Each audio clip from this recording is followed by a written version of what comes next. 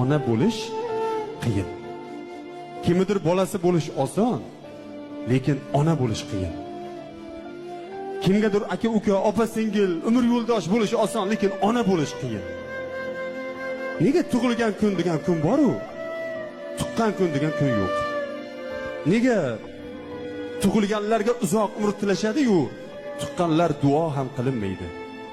Nega tug'ilganlar uchun qozonda osh damlanadi-yu, tuqqanlar xizmat qiladi?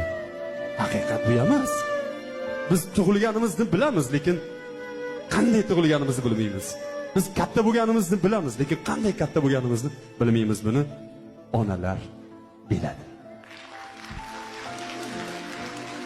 Ona, poyingga dunyo gulin sochsam qarzim uzilmaydi. Hatto senga jannat yo'lin ochsam qarzim uzilmaydi.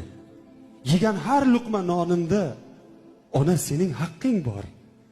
Non ko'tarib har kun yoningga shoshsam qarzim uzilmaydi.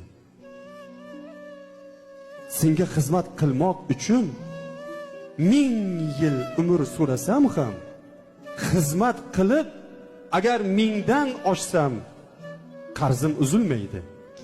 Men sen yurar yo'ling bo'lsam, oyog'ingda quling bo'lsam, yelkamni ko'tarib Ka'bagacha borsam qarzim uzilmaydi.